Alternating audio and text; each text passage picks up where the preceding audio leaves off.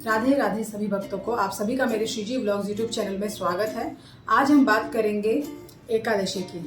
जैसा कि मैंने पहले भी कहा कि हमारे देश में व्रत, त्योहार और उपवास को मनाने का एक पारंपरिक तरीका है जिसके लिए हमारा देश जाना जाता है।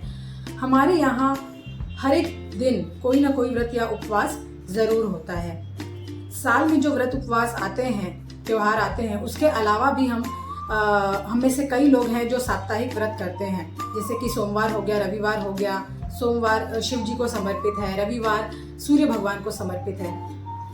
हर एक व्रत या त्योहार की अपनी एक महत्ता है, वो महत्व रखता है और उसकी अपनी एक विशेषता है। अगर हम बात करें कि एकादशी की, तो एकादशी का भी हमारे सनातन धर्म में बहुत ही महत्वपूर्ण स्थान है। सबसे पहले हम जानेंगे कि हम अपने पेरेंट्स या ग्रैंड पेरेंट्स को देखते हुए आते हैं कि जो कल्चर या जो ट्रेडिशन, व्रत की विधि नियम जो वो फॉलो करते हैं, उसी को हम अपने जीवन में भी फॉलो करते हुए चले आते हैं। पर क्या हम जानते हैं उपवास का मतलब क्या होता है, व्रत का मतलब क्या होता है? उपवास का मतलब होता है उप, जिसका संस्कृत में अर्थ होता है पास, और वास का मतलब होता है रहना, पास रहना। जिस भी देवी देवता का या भगवान का हम व्रत करते हैं उनके पास रहना। और व्रत का मतलब होता है संकल्प करना या कह सकते हैं नियम करना। तो पास रहने का मतलब ये होता है कि उनकी कृपा प्राप्त होना, उनके सानिध्य में रहना। जैसे कि अगर हम प्रदोष व्रत रखते हैं तो प्रदोष व्रत शिव जी के लिए होता है, तो शिव जी के उपवास का हम व्रत करते हैं, तो इसका मतलब है शिव जी के पास रहने का हमने संकल्प या हमने नियम लिया है ताकि उनकी कृपा हमें प्राप्त होती रहे। अगर हम बात करें एकादशी की, तो एकादशी सभी व्रतों का राजा है, इसीलिए एकादशी को व्रतराज भी कहा गया है। एकादशी व्रत को करने से हमें सभी व्रतों का फल मिल जाता है, क्योंकि एकादशी देवी हैं, तो उन्हें व्रतों की महारानी कहा गया है। और यह व्रत भगवान श्री हरि विष्णु को समर्पित है, इसलिए इन्हें व्रतराज भी कहा गया है। एकादशी व्रत करने से हमें हमारी मनवांछित इच्छा पूरी होती है, और भी इसके कई महत्व हैं जिसके बारे में हम आगे चर्चा करेंगे। सबसे पहले हम जान लेते हैं कि आखिर एकादशी का अर्थ क्या होता है, एकादशी कौन है। एकादशी जैसे कि नाम से ही जान लेंगे कि एकादशी जो है संस्कृत में 11वीं तिथि को एकादश कहा जाता है, जिससे कि उस तिथि का नाम बना एकादशी। एकादशी की और एक कथा है जिससे जो ये एकादशी नाम है ये जस्टिफाई होता है। तो चलिए कथा सुनते हैं। पुराणों के अनुसार, पुराणों में पद्म पुराण की ये कथा है। पद्म पुराण में ये कथा का वर्णन किया गया है, जिसमें कि एक मूर नाम के राक्षस के बारे में बताया गया है। मूर नाम का राक्षस था जो कि बहुत ही शक्तिशाली था, जिसके पिता का नाम था शंखरासुर। शंखरासुर ने एक दिन ब्रह्मा जी का हाथों से उनके वेद चुरा लिया। अब जब उसने वेद चुरा लिए भगवान ब्रह्मा जी के, तो भगवान ब्रह्मा जी ने श्री हरि विष्णु के पास आए और उन्होंने उनसे प्रार्थना की कि किसी तरह उन्हें उनके वेद वापस मिल जाएं। भगवान श्री हरि विष्णु ने उस समय हैग्रीव अवतार लिया और उन्होंने उस शंखरासुर नाम के राक्षस का वध किया और उससे वेद लेकर भगवान ब्रह्मा को उनके वेद वापस कर दिए। अपने पिता के वध के बाद मूर नाम का राक्षस बहुत ही क्रोधित हुआ और उसने और शक्ति प्राप्त करने के लिए, ताकि वो भगवान श्री हरि विष्णु से वध कर सके, उनसे युद्ध कर सके और उनका वध कर सके, उसने भगवान शंकर की घोर तपस्या करी और उसने कई वरदान प्राप्त किए। वरदान प्राप्त करने के बाद उसने सभी लोकों में, तीनों लोकों में हाहाकार मचा दिया। वह देवताओं से युद्ध करने लगा।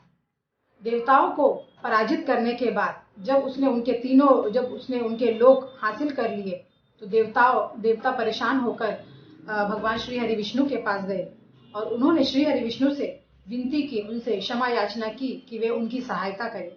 भगवान श्री हरि विष्णु ने देवताओं की बात मानते हुए उनकी सहायता करने के लिए उन्होंने मूर राक्षस से बहुत समय तक उसके साथ युद्ध किया। अब युद्ध करने के पश्चात कुछ पुराणों में यह वर्णन है कि भगवान युद्ध करते करते करते जब काफी समय व्यतीत हो गया, तो भगवान भागकर बद्रिका आश्रम में प्रसन्नचित्त होकर विश्राम करने चले गए। और कुछ पुराणों में यह वर्णन है कि वह थक हार के बद्रिका आश्रम में विश्राम करने चले गए। परंतु इसके पश्चात क्या हुआ कि वह जो मूर नाम का राक्षस था, वह उनके पीछे पीछे भगवान श्री हरि विष्णु के पीछे पीछे भागता हुआ आया, और जब उसने उस गुफा के अंदर देखा कि भगवान बड़े ही प्रसन्न चित्त होकर सो रहे हैं, तो वो बड़ा ही क्रोधित हुआ कि यहाँ मैं युद्ध कर रहा हूँ और इतनी दूर से इनके पीछे भागता हुआ आया हूँ और ये आराम से सो रहे हैं। उसकी इच्छा हुई कि वह भगवान को सोते हुए ही उनका वध कर दे। परंतु जैसे ही उसने ये कोशिश की, भगवान के अंश से देवी प्रकट हुई, जिसकी हुंकार से वह राक्षस भयभीत होकर डर गया और भगवान श्री हरि विष्णु भी उठ गए। उसके पश्चात वह जो राक्षस था वह भगवान श्री हरि विष्णु की शरण में आ गया, उनसे क्षमा याचना करने लगा। कुछ पुराणों में यह भी कहा गया है कि उस देवी ने जो प्रकट हुई भगवान की काया से, उसने उस राक्षस को मार दिया। परंतु जो यह मैं कथा आपको सुना रही हूँ, यह पद्म पुराण में इसका वर्णन है कि वह राक्षस भगवान की शरण में आ गया और उस राक्षस ने भगवान से क्षमा याचना की। भगवान तो दीन दयालु है ही। भगवान ने कहा, तुम्हारा जो अपराध है यह तो क्षमा के योग्य नहीं है, फिर भी क्योंकि तुम मेरी शरण में आए हो शरणागत बनकर, तो मैं तुम्हें क्षमा करता हूँ। परंतु इसके बाद तुम यहाँ पृथ्वी लोक में दिखाई न दो, तुम ब्रह्मांड से कहीं दूर चले जाओ। अब वह राक्षस और गिड़गिड़ा कर रोने लगा और भगवान से कहने लगा कि यदि मैं इस ब्रह्मांड में नहीं रहूंगा तो मैं कहाँ रहूंगा। तब भगवान ने कहा, ठीक है, आज एकादशी की तिथि है, मैं तुम्हें आज का दिन देता हूँ। आज के दिन तुम अन्न में निवास करोगे, मतलब आज के दिन तुम्हारा वास जो है वो अन्न में रहेगा, तुम अन्न में रहोगे। इतना कहकर वह राक्षस चला गया। भगवान ने जब उस देवी को देखा तो भगवान ने कहा कि देवी आप कौन है। हालांकि भगवान तो सब कुछ जानते हैं, ना ही भगवान को वहां से भागने की जरूरत थी, ना ही भगवान थके हारे हैं। उन्होंने सिर्फ ये लीला इसलिए की ताकि आगे जाकर हम ये जान पाए कि एकादशी जो देवी है ये कैसे उत्पन्न हुई। भगवान जी ने एकादशी देवी से पूछा कि आप कौन हैं। तब जो देवी उनकी काया से प्रकट हुई थी, उन देवी ने कहा कि प्रभु मैं तो एक दासी हूँ। एक दासी से शब्द बना एकादशी। इस तरह से एकादशी का यह दूसरा नाम, एकादशी नाम की ये दूसरी कथा जो आपने सुनी, इस तरह से ये नाम पड़ गया एकादशी। क्योंकि यह व्रत जो है यह भगवान श्री हरि विष्णु को समर्पित है, उन्हें व्रतराज कहा जाता है। और क्योंकि एकादशी जो है वो देवी हैं, तो इसीलिए उन्हें व्रतों की महारानी कहा जाता है। भगवान एकादशी देवी से बहुत प्रसन्न हुए और उन्हें कहा कि आपकी जो इच्छा हो वो वरदान आप मांगिए। तब एकादशी देवी ने कहा, हे प्रभु, यदि आप मुझ पर प्रसन्न हैं तो आप मुझे यह वरदान दीजिए कि जो भी व्यक्ति एकादशी के दिन मेरा व्रत करेगा उसे उसके सभी पापों से, कष्टों से मुक्ति मिल जाए और वह आपके धाम में वास करे। इस पर भगवान ने कहा कि आज मैं तुम्हें वह वरदान दूंगा जो ना तो किसी को भूतकाल में मिला होगा, ना ही भविष्य काल में मिलेगा। जो भी व्यक्ति, चाहे वह कितना ही दुष्ट पापी व्यक्ति क्यों ना हो, उसने कितने ही पाप क्यों ना किए हो, उसके पाप तो नष्ट होंगे ही, साथ ही उसे मुक्ति मिलेगी, मेरा धाम मिलेगा और उसे सबसे अनमोल जो कि है भक्ति, उसे भक्ति की प्राप्ति होगी। तो इस तरह से कथा समाप्त होती है। बोलिए भगवान श्री हरि विष्णु की जय। एकादशी का वर्णन पद्म पुराण में शिव पार्वती के बीच में किए गए संवाद में भी है, जिसमें शिव जी ने पार्वती जी से कहा है कि एकादशी का व्रत रखना यह हमारा परम कर्तव्य है, हमें एकादशी का व्रत करना चाहिए। एकादशी का व्रत सभी देवी देवता करते हैं, क्योंकि एकादशी का व्रत करने से हमें सारे व्रत और उपवासों के करने का फल प्राप्त होता है। एकादशी से हमारे सारे पाप नष्ट हो जाते हैं।